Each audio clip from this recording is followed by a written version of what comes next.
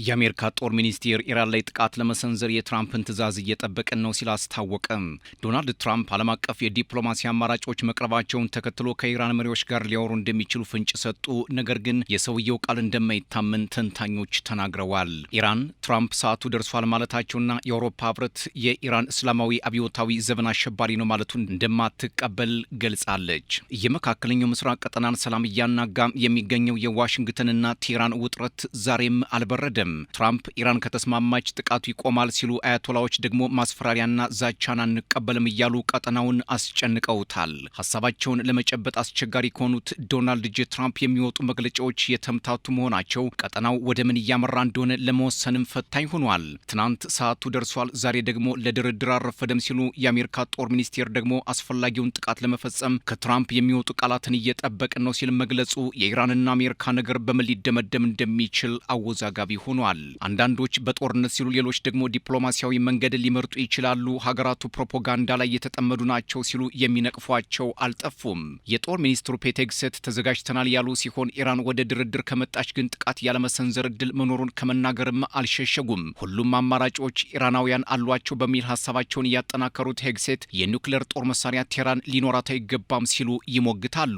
ነገር ግን ትራምፕ ትዕዛዝ ከሰጡ ለማስፈጸም በተጠንቀቅ ቆመናል ብለዋል። በቬንዙዌላም ያደረግነውን አይነት እርምጃ ለመውሰድ ትራምፕን ነው የምንጠብቀው ባይናቸው ሄግሴት። በሌላ በኩል የኢራኑ ፕሬዝዳንት ማሱድ ፔዜሽኪያን ሙስሊም ሀገራት አንድ እንሁን የሚል መልእክት አስተላልፈዋል። ፔዜሽኪያን ከኳታሩ ኤሚርና ከፓኪስታን ጠቅላይ ሚኒስትር ጋር ስለ አሁናዊ ውጥረቱም ተነጋግረዋል። ኢራን ጥቃት ከተሰነዘረብኝ አጸፋዊ ምላሼ ይከፋል እያለች ትገኛለች። የትኛውም ጥቃት ከተሰነዘረብኝ ወዲያውኑ በአሜሪካም የጦር ሰፈሮች ላይ ከባድ እርምጃ ለመውሰድ አላመነታም ስትል አስጠንቅቃለች።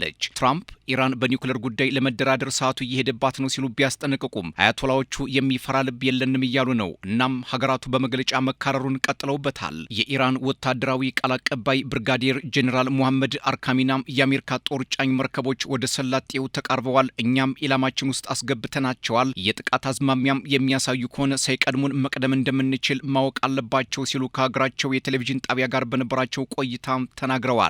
የመካከለኛው ምስራቅ ፖለቲካ በጦፈበት ዋሽንግተንና ቴህራንም ቃታ ለመሳብ እያኮበኮቡ ባሉበት ሰዓት የኢራን ውጭ ጉዳይ ሚኒስትር አባስ አራግቼ ወደ ቱርክ ኢስታንቡል ማቅናታቸው ታውቋል። ከቱርክ ባለስልጣናት ጋርም በቀጠናው ጉዳይ በተለይ አሁን ላይ በተፈጠረው ውዝግብ ዲፕሎማሲያዊ ውይይት ለማድረግ እንደሆነ ከአንካራም የሚወጡ መግለጫዎች ያመላክታሉ።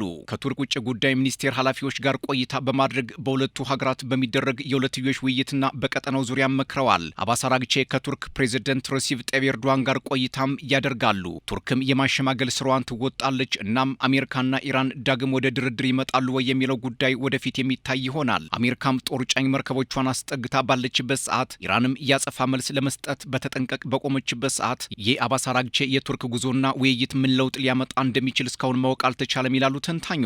ዴሊ ሜል ባወጣው ዘገባ ሰው አልባ የምድር ተሽከርካሪዎች የኢራንን አጥቂ መሳሪያዎች ለመከላከል በዝግጅት ላይ ሲሆኑ ሌላ ተጨማሪ ግዙፍ መርከብ ወደ ኢራን ጠረፎች መጠጋታቸውን ነው። እናም ይህ ሁሉ ውጥረት ባለበት ዲፕሎማሲያዊ መፍትሄው በምን ዙሪያ እንደሚሆን ግልጽ አይደለም።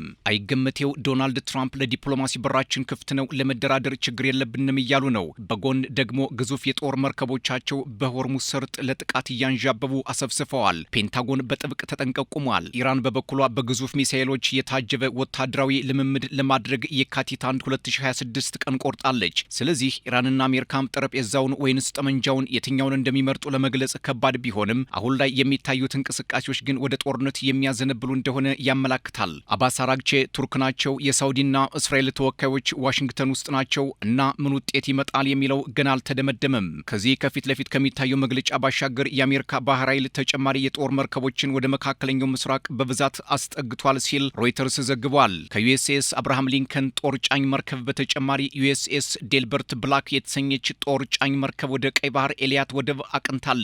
በዚህ ወደብ ደግሞ እስራኤል ቅርብ ናት። እንዲሁም 3 ተዋጊ መርከቦች፣ 6 አጋዥ ተዋጊ ጀቶችን የጫነች መርከብም ተጠግታለች። እናም መካከለኛው ምስራቅ ወደ ምን እያመራ እንደሆነ ግልጽ ነው። የቴህራንና ዋሽንግተን ፖለቲካ ሁለት መልክ ይዟል። የፊት ለፊቱ ዲፕሎማሲን ማስቀደም የሚል ሲሆን ኢስታንቡል አባስ አራግቼን ተቀብላ ስለ መፍትሄ እየመከረች ነው። የሳውዲና የእስራኤል ባለስልጣናት ስለ ጥቃቱ ለመምከር ዋሽንግተን ናቸው ቢባልም እስካሁን ድረስ በምን ጉዳይ እንደመከሩ የወጣ መረጃ የለም። በሌላ በኩል የኢራኑ ፕሬዝዳንት ማሱድ ፔዜሽኪያን ከዩናይትድ አረብ ኤሚሬቶቻቸው ሼክ ሙሐመድ ቢን ዘይድ አልኒያን ጋር በስልክ መክረዋል። በውይይታቸውም ኢራን በሉዓላዊነት ላይ የሚደረግ ጥቃት አትታገስም አይመስልም ሲሉ ተናግረዋል። ከመጋረጃ ጀርባ ኢራንና አሜሪካ ጦርነት ለመጀመር አብዝተው እየተዘጋጁ ነው። ኢራን እጅግ አስፈሪ የተባሉ ሻሂድ ሚሳይሎችን በሁሉም አቅጣጫ ጠምዳ እየጠበቀች ነው። አሜሪካም ለቅጽበት ኢላማቸውን የማይስቱ የምድርና የብስ መሳሪያዎችን ገትራ ቆማለች። በዚህ ሁሉ ውጥረት መሃል ዲፕሎማሲን እንደ መፍትሄ ለመጠቀም የሚንቀሳቀሱ ሀገራት ቢኖሩም የሚሳካላቸው አይመስልም። ምክንያቱም የቴህራን ባለስልጣናት ከአሜሪካ ጋር እስካሁን ድረስ ለመደራደር የተቀመጠ እቅድና